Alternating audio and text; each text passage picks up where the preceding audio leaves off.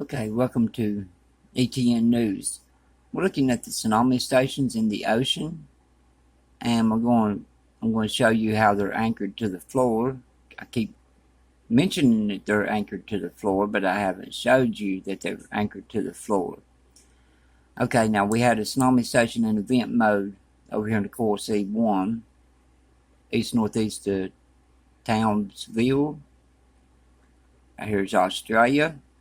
Then we had one in event mode over here. Came in event mode yesterday. I put it on my community comments to let you know that it was there. It showed really high waves coming in too. And that's the Indian Ocean too. Alright, now we're going to go see what's down here at these two spots. Let's zoom in over here on this side and see what we got.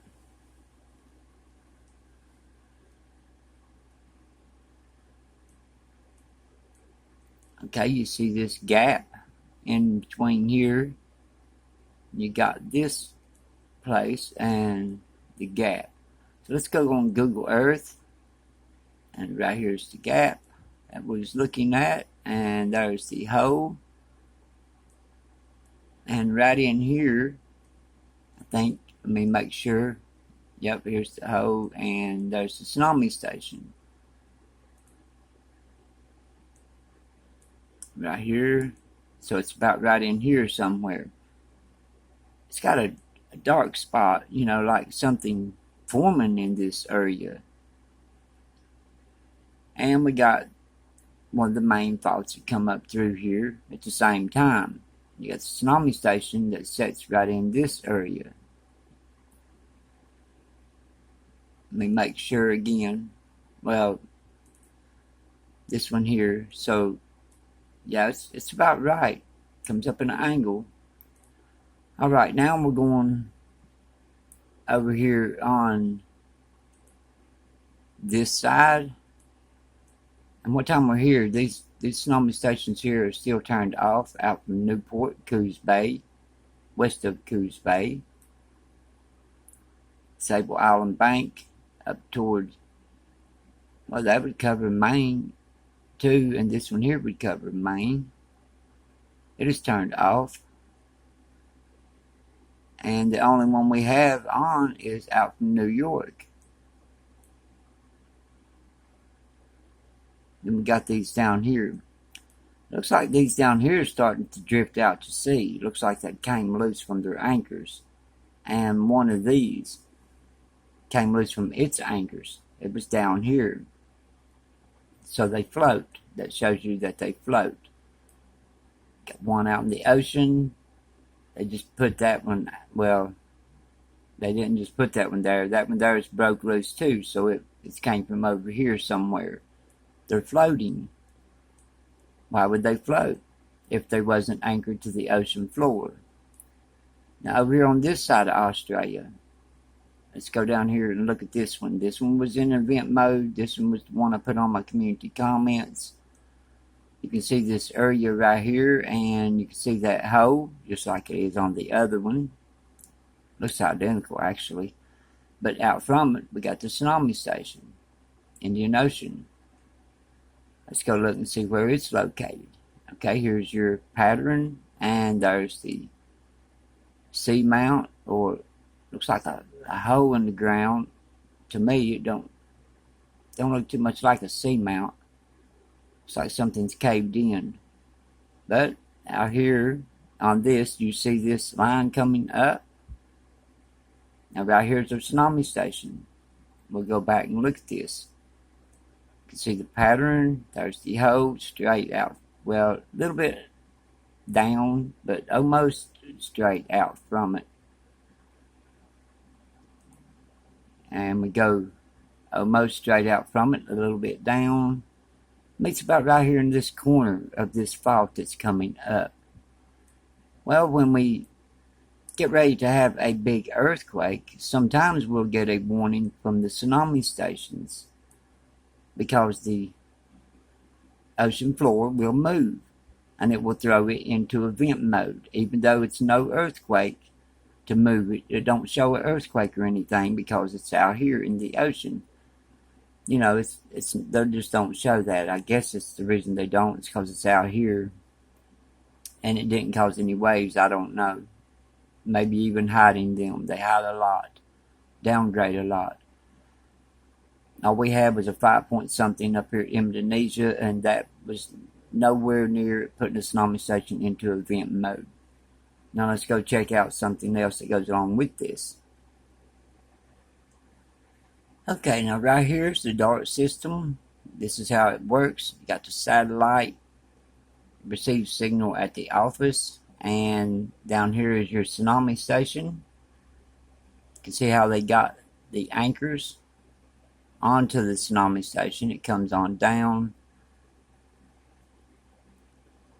Now you see how they got it anchored to the ocean floor? These are anchors, and you can see how much they weigh. I mean, they're a lot. And then the rope is nylon. So, and then you got this one over here, bottom pressure recorder. So that's the reason they break loose and they float. They are anchored to the ocean floor. The ocean floor moves. This will move, and it will dunk it like a tsunami coming. And it will cause high waves, but it won't cause a tsunami, but it'll cause high waves. These systems are built for early warnings of tsunamis. Here's you another photo to show you the understanding. This one's only got one thick anchor on the bottom. And then you got this one, and then you got the satellite coming in to get the signal from it to send it back to the headquarters, anchored to the ocean floor. It's like this one here. It shows small amplitude tsunamis observed by internally recording gauges in the North Pacific. When we see this on the tsunami stations, it's a strike, a high wave. Storms will not set them off. 135, 140 mile per hour hurricanes will not set them off. Nothing like that will set them off. Typhoons won't set them into event mode. They won't make them go into event mode, put it that way. Because the storms start out with small waves, and the tsunami station can detect that and know when it's a tsunami or when it's not. Now, a big whale or something can dive and hit one and dunk it and throw it into event mode. That's possible. Then you got ships, like submarines that can hit them because they're anchored to the ocean floor. Or a ship could run over them, which they got monitors to show them where they're at and stuff, because they get fined if they run over them, set them into event mode, and cause panic. So we got quite a few things that can put them into event mode. But we always got to watch for the strikes and tsunamis.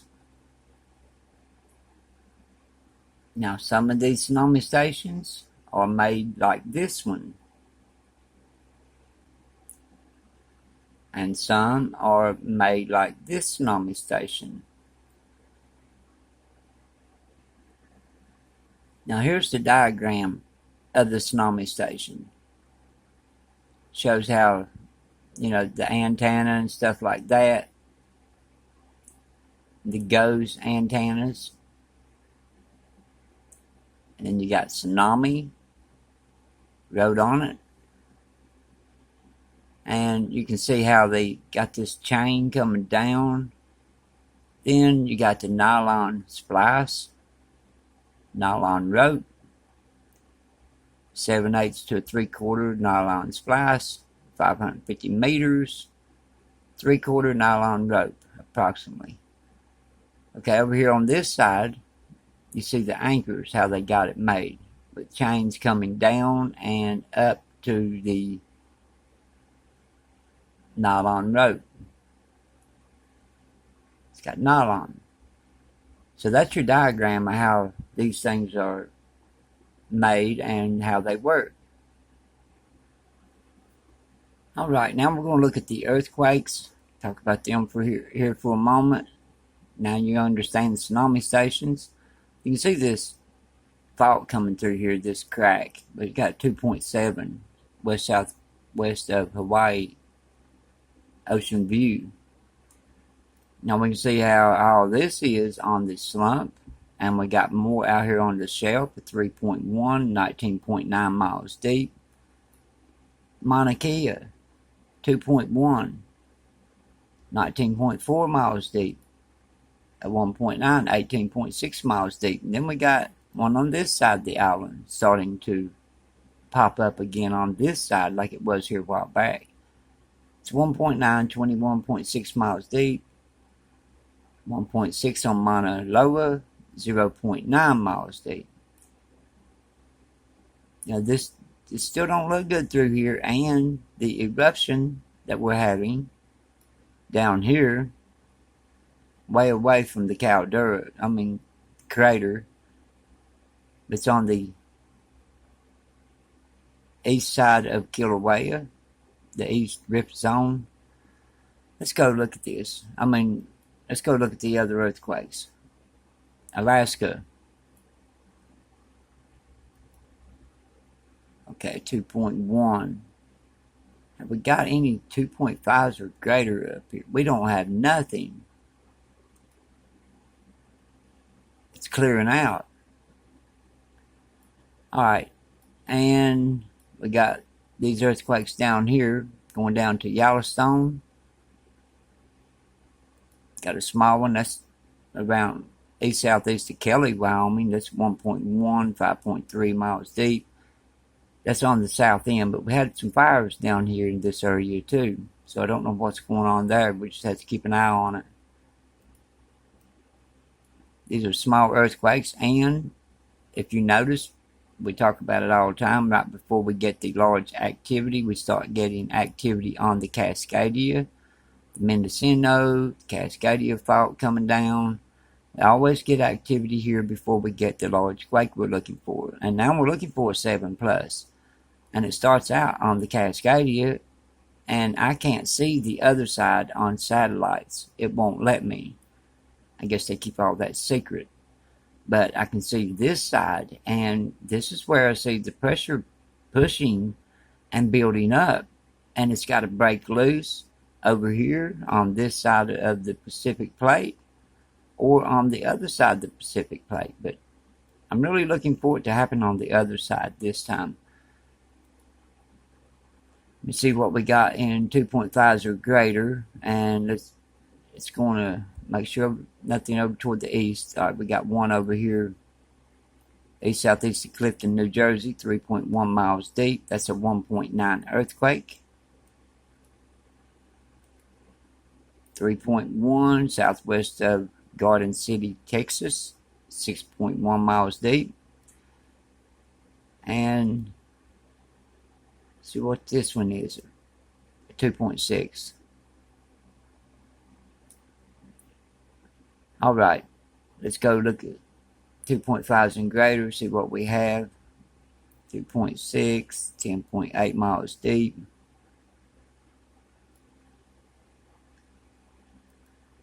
2.5, 4.4 miles deep, Nevada, northeast of Hawthorne, and 3.0 west of Ferndale, California. And then you got these down here in Texas. 2.5 west-southwest of Ackley, Texas, 5.4 miles deep. Alright, let's look and see what we got. What Canada is reporting. 23 hours ago at 3.9 out from Port Hardy, British Columbia, and 12 hours ago at 3.2 out from Port Hardy, British Columbia, except for south. And right here is Vancouver Island. This is the beginning of the Cascadia coming down through here, so that's showing pressure up here, and we saw that one down here coming in from the Mendocino and Juanda Fuca, or it's coming off the Cascadia 1.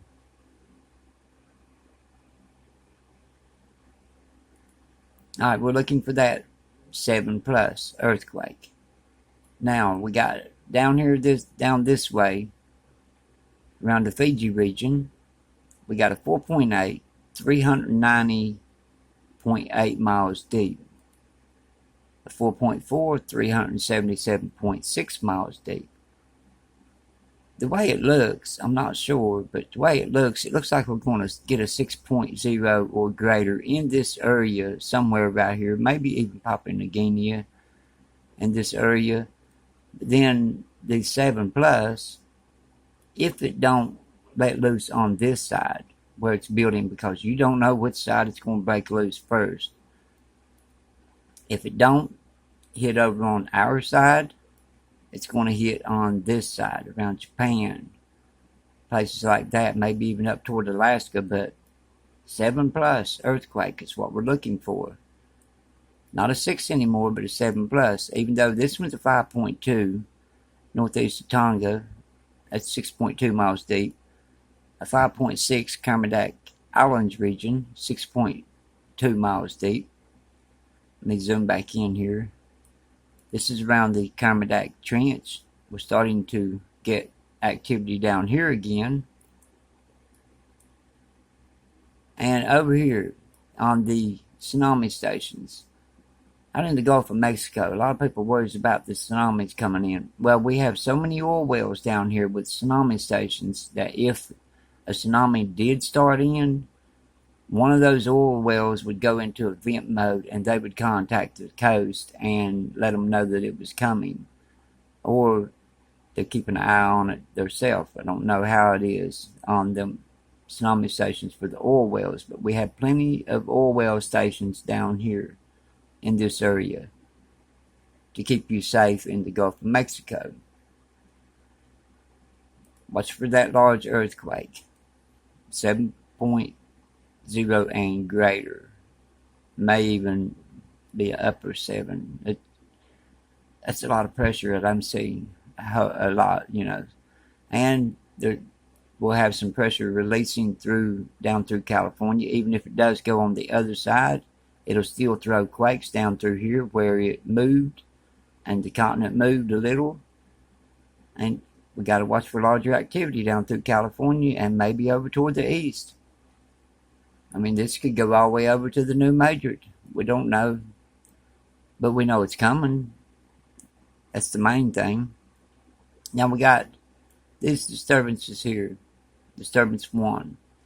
10% chance in 7 days. Then this one here is pointing downward. Down towards South America. 10% chance in 7 days.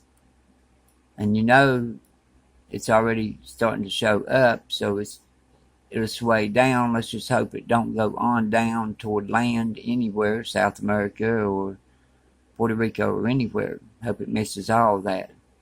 Goes back out into the ocean, dies out. But that's number 2. Now we got this one here, disturbance 3. Possible development area, slight rain, heading toward the Gulf of Mexico. Now here's disturbance 1. Possible development. So this one here is disturbance 3. They got them backwards. 1, 2. No, this one's 1. Okay. It don't matter. We got disturbances going on. Get all mixed up on that. And look at these storms over here coming in. Japan. Coming, it went down, hit the land. It's the same storm. Hit the land, come right back around, and then now it's coming up through south end of South Korea and hitting the northern part of Japan. But that is a big storm. And you're talking about a lot of rain, heavy rain, starting right here, and it would be all the way back of heavy rain coming through this area. There's going to be a lot of flooding going on. And we got another one heading over right down to Taiwan. It's making a circle. So that one there may cause some damage too. Vietnam over here, come across. It's already trying to die out. That's the other storm we was looking at the other day.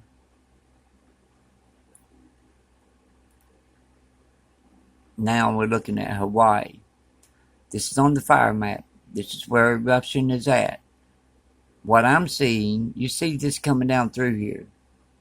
Now, if you look on the live satellite with that close-up, then this here is like it's cracking. Well, the crack would follow into this. If it could fill this spot in and crack through here, then this would be connected to this because we've already had an earthquake activity. And it would go on out. You know, you could follow that crack. Then it would connect over this way. Everything would be connected. So it is getting spooky on the slump. And right here, this chunk, right here, well, it's got a giant X there too. But this chunk here, the way it looks, this chunk could break off.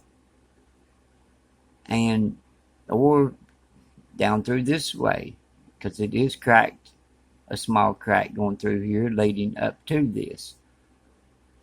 And we've already been getting earthquake activity over here, and these maps hasn't been updated to show exactly what's going on, if it's cracked anymore or what. But yeah, we got this chunk right here could break loose first. But it goes all the way out. This whole thing could give. Wouldn't that be a disaster? Have to take out the West Coast. West Coast wouldn't even be there anymore. Be nothing but a piled up mess because of every way it come through there. It would be awful. Thousands of lives would be lost. You can see the anomalies coming across the board. This was within the last 24 hours. Let's back it up to about the 15th. Now what we do is, if you're new here, you can watch these. These are not fires. Some people set their fires. They're brush fires. You know, getting ready for crops and this and that. This, there's 5. There's 1, 2, 3, 4, 5. And there's always 5. There used to be 3 that come across a couple of years ago when we checked this out. But now it's 5. Okay, now that's it, 15th. Now watch these move across all the way off the map. I'm just going to click through here. 16th. It ain't showing. Just took it a minute to load. Okay, it's moved over. 17th. This here will be moved over to the east. Well, it is a little bit. It covered down into Florida. You see how it's diagonally lined. Now the 18th. That's moving on over. It's going out of Florida, going off the east coast. 19th.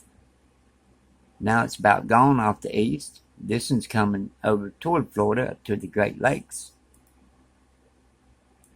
And the 20th. Now it's past the Great Lakes.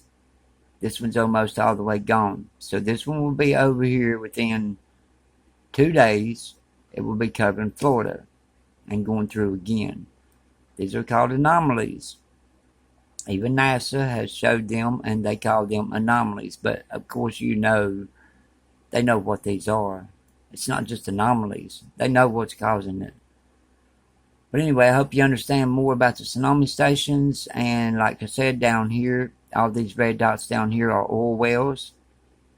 And you got all kinds of tsunami stations around this shelf where the oil wells are located. It's, you know, some's called Shell and Exxon, things like that. They just got them all through here. I think Exxon's down here too. But you don't have to worry about a tsunami through here because you'll get a warning way before it gets there if one does occur because of the oil wells. Alright, I'll see you on the next updates. Everybody stay safe. and we'll be watching.